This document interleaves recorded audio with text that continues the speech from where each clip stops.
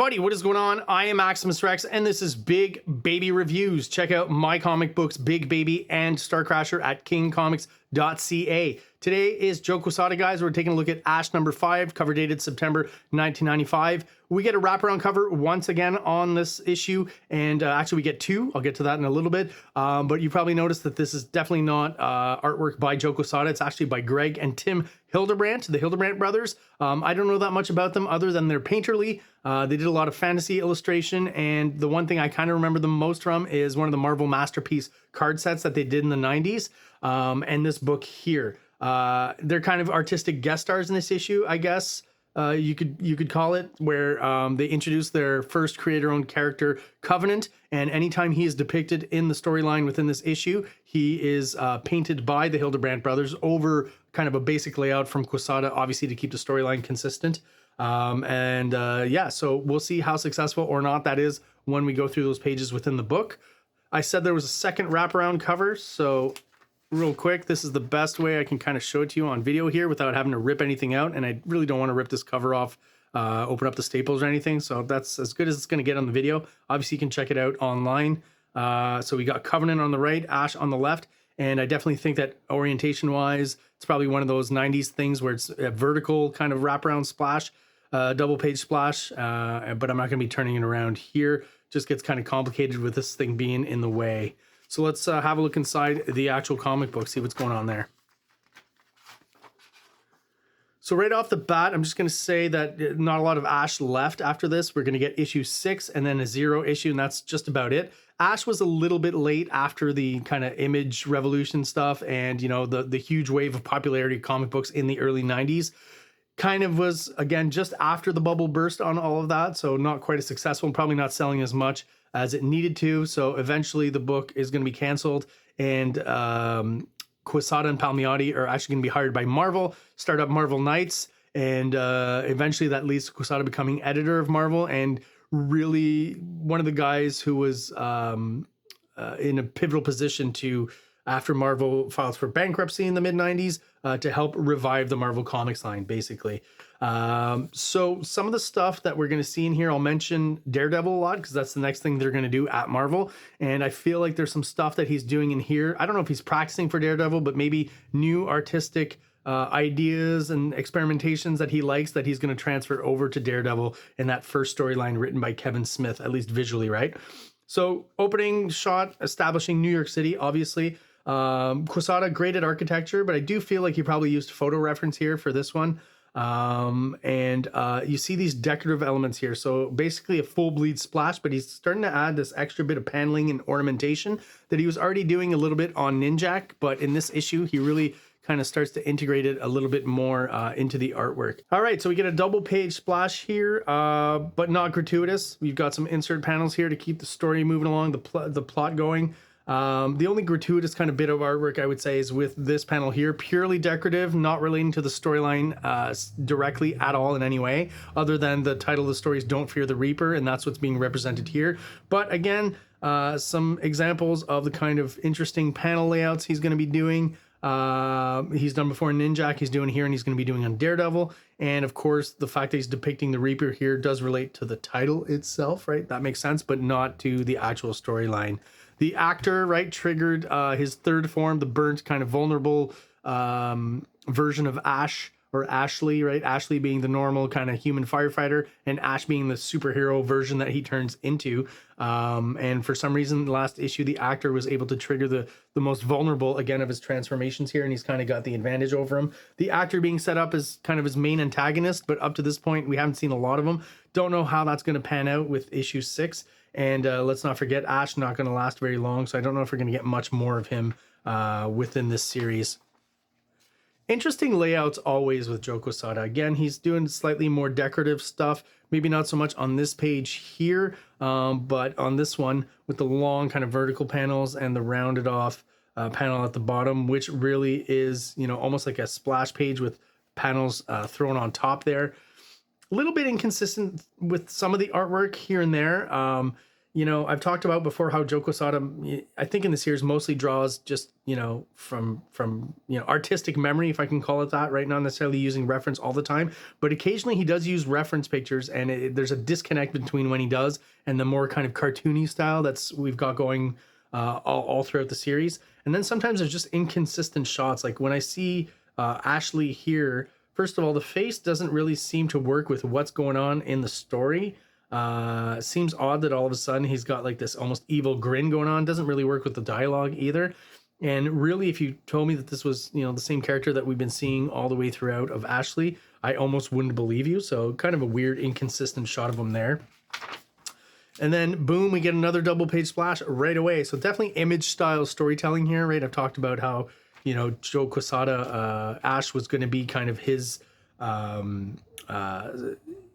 proposition for Image Comics if he were to join up, but he had asked to be part of like the founding fathers, and they weren't up to doing that at all. So he self-published his stuff with Jimmy Palmiotti with Event Comics, but again, basically what Joe Quesada would have been doing at Image. Some interesting stuff with the explosion here, but again, I've talked about how the colors on this series I'm not a fan of, and the color holes that they're using for all of this just doesn't really work for me. I can almost see the Joe Quesada kind of line work, and the explosion being pen and ink would have looked really cool, but I just don't like how they did it here and the green hues and stuff. It feels like the colors, I've talked about this before, are just really, really saturated, and there's not really a lot of contrast within the colors. So the artwork is very contrasting, so that helps separate things and create the different planes and whatever, but the colors I don't feel are helping that at all in this series. Very kind of flashy and garish, and again, very saturated, not a lot of contrast between the actual colors.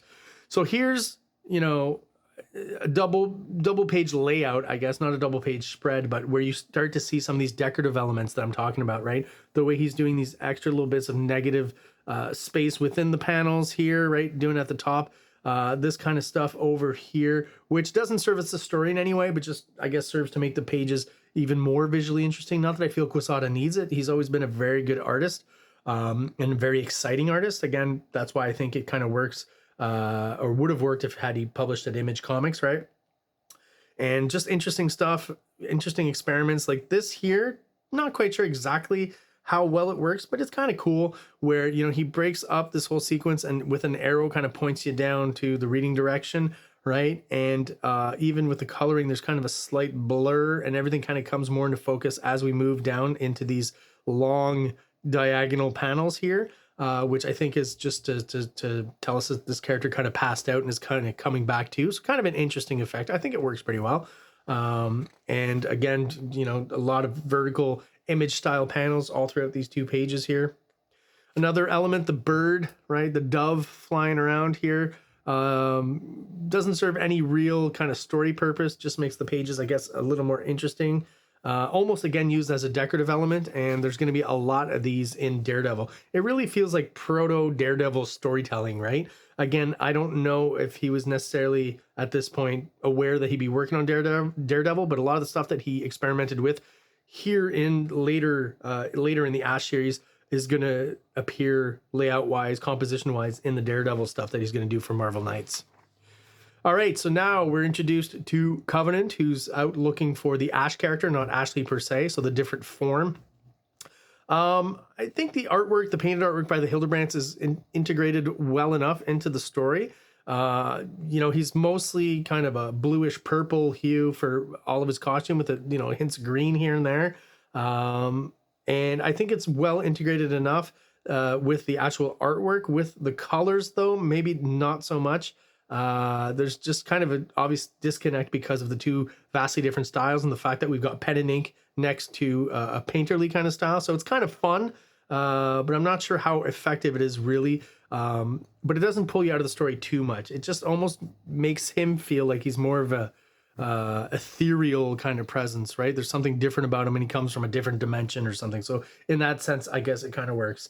I've talked about the lettering problems with the Ash series, right? I don't have a problem with how they're depicting his dialogue. They've chosen a different font. They've kind of done with a broken up phylactery kind of word balloon, and they've even added kind of a light green kind of hue behind it. All of that is fine, still very legible. But for example, when we get, you know, the logo or whatever you want to call that, the visual depiction of his name, Covenant, It doesn't fit within the phylactery very well, touches the edges, could have been, you know, squeezed in a bit more, and it's actually kind of just not very attractive and slightly hard to read here, which is a common criticism I've had of a few things when it comes to the lettering in Ash.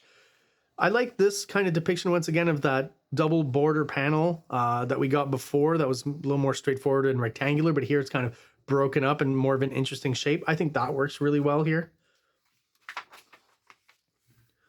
But again, I've talked about how busy these pages are, right? Visually, that can work because Quesada's a really solid artist, and all the images other than the coloring, I find are pretty easy to read overall. But there's just so much dialogue on most of these pages, right? Like this one, I think has a fair amount. That's kind of what you're looking for generally as a balance on a page. This one here, just way too much, way too much.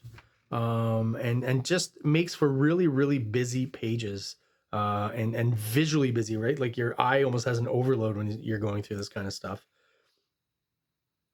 This whole sequence is interesting here, once again, of Ash kind of turning into, Ashley turning into Ash, right? Once again, born of fire as usual. Just the fact that we've got a lot of purple and green all throughout these pages, and then this kind of quick monochromatic sequence in orange and red hues. I think the coloring works a little bit better in a sequence like this. And then we've got the double page splash, obviously, you know, almost, you know, the cover, the wraparound cover by the Hildebrandts from a different angle. Once again, Joe Quesada, very talented artist, looks great. Ash looks great. Covenant looks great in the depiction by the Hildebrandts. And you still get, even though it's a double page splash, a quick insert panel here moving the action along. But the depiction of the fire here, the color holds, just doesn't really work for me. There's almost something, when I look at the fire here, other than the color, to me, it almost looks more like goo or water or something, almost more of like the depiction of water. Just an odd choice, and the color hold just doesn't really work for me. So, of course, in comic books, when characters meet, they got to fight, and we get a quick, you know, confrontation between the two. But Covenant, just as quickly as he came in, comes out, and we're not going to see him again in the Ash series, and I don't think anywhere else. So, kind of not servicing the character really, and not helping him out by just having such a short appearance here, not really establishing much about his character. So it's almost like this issue is kind of a marketing gimmick or a fun gimmick to integrate the Hildebrandt brothers and to market it as a book with, you know, two artists kind of working simultaneously here on the page. We get the Dove Again sequence here, which again, don't know if it relates to the story specifically. Maybe this is meant to symbolically represent Covenant flying away, I guess is the idea, but you know, not really a sequence that's needed storyline wise. So Ashley's friend here kind of looks at Ash and starts to realize that, you know, he is Ashley. And once again, you know, Ash mute, not saying anything. So not really helping out or giving us much information about himself in this different form. So he seems to know what to do, but he's just not giving anyone any information about himself there. Get a pretty cool splash here with some insert panels. Interesting shot of Ash jumping off the building and some more of those decorative panel elements that I was talking about here. Almost like practice for what he's going to be doing on Daredevil. And then I get to a page like this. I'll be honest, I just don't even want to read it. It seems like they're using, you know, these pages with lots of dialogue as a bit of snappy banter between friends and stuff. Just not really getting me interested in the book. These aren't the sequences that I'm interested in. And, you know, I would love to see more about Ash and by issue 5, know more about him. We really don't know more than we knew in issue 1 here. And that's maybe one of the problems plot wise with this book is, you know, we're just not getting enough information about who Ash actually is and what these powers are and where they come from. And, you know, with 2 issues left, issue 6 and issue 0, I'm not sure we're going to get much more information. I feel like maybe issue 0 will give us more, but that's the last one we're going to get. And again, we're just getting, you know, this page maybe not quite as much, but just so much dialogue here, obscuring the artwork. Just when I see a page like this, almost like when I would read old X-Men comics by Chris Claremont and I turn a page and I see all this text, right away it's just, oh man, I really don't feel like reading all this, to be honest. You know, I've talked about how comics, I feel, is more of a visual medium, so anything you can get across visually before all this dialogue is definitely the way to go. And just such a chore to read that I'm not into it when I see a page like that.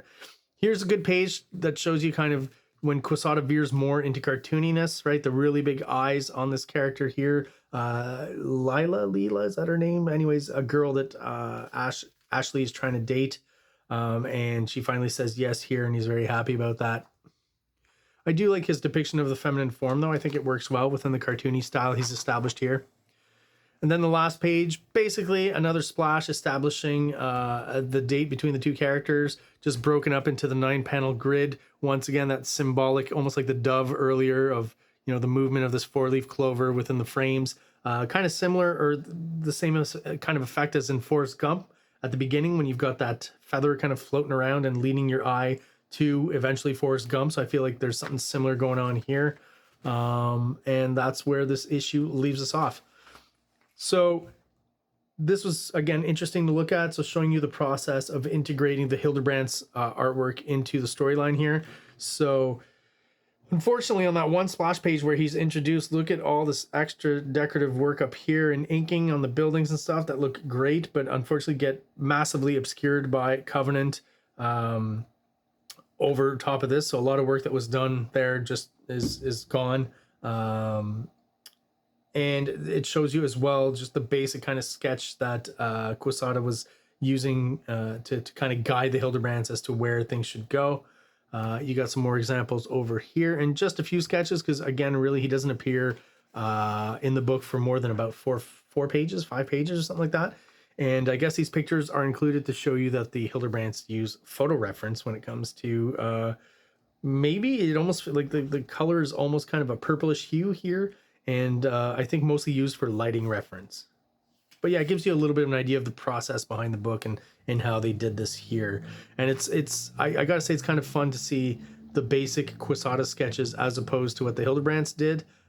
With some of them, I feel like, you know, even though it's a quick sketch, this one's a little bit more dynamic. And there's just something about the profile here, even though it's drawn quickly, that I really like more so than the depiction of the HIDERBRANTS or what they did in the book here. It's an interesting experiment for sure. How successful it is, I'm not quite sure about that. You know, when you get to stuff like this and all the different colors, like there's nothing honestly that makes me want to read these 2 pages here. You know, even including a quick panel of an illustration of Ash or a headshot or something would make these pages a little more interesting. No one wants to read this. So Ash number 6, it says just read it, and I'm hoping we get something from Mark Teixeira because that's definitely his artwork that we're seeing here. And I think just this, you know, kind of cropped snapshot that we're getting of Ash by Teixeira here works really well. Mark Teixeira, another excellent artist. And I got to say, with a lot of the pinups that we got earlier in Ash, we got a Jim Lee one, you know, I forget who, but we got a bunch of cool artists doing some Mike Mignola. Right, so the pinups have always been of very high caliber artists and definitely fun to look at, even though a lot of them use it as an opportunity to introduce create their own character kind of next to Ash, which is fine. Again, doing a bit of marketing for themselves. I understand that. But yeah, just the design and stuff on a lot of these pages, like how nothing interesting here. None of this layout and the colors used and the contrast and stuff makes me want to read any of this stuff here, you know? Even this is maybe just a little bit more successful, at least contrast-wise, and you've got some visual elements to look at, but just these pages full of text, I don't know what they were thinking, once again, in a visual medium like comic books, even if we're just talking about like advertisements or editorial pages and things like that. And again, the actual artwork in the book suffers from that as well, I find. And that is going to do it for my review of Ash number 5, guys. If you're still watching the channel and you are subscribed, thank you so much. I really do appreciate you sticking around and all the loyalty. Any questions, comments, concerns, let me know in the comments. I'll try and answer as best as I can. If you're watching but you're not subscribed, please do so below. It only takes a quick second for you, and it really helps the channel out, helps us grow, and helps get us out there to other people who are into comic books, just like we are. Speaking of comic books, please check out my own creator-owned comics, Big Baby and STARCRASHER. You can check those out at KINGCOMICS.CA. So once again, guys, thank you so much for watching, and have yourselves an awesome day. King Comics presents Big Baby, Volume 1, Issues 1 to 13, 204 pages of story and art. King Comics also presents STARCRASHER one-shot, 32 pages, cosmic sci-fi surrealist adventure. You can find these fine comics at KingComics.CA, at MaximusRex13 on Instagram, or on Facebook, MaxRex or Big Baby. Like! Subscribe! Like! Subscribe!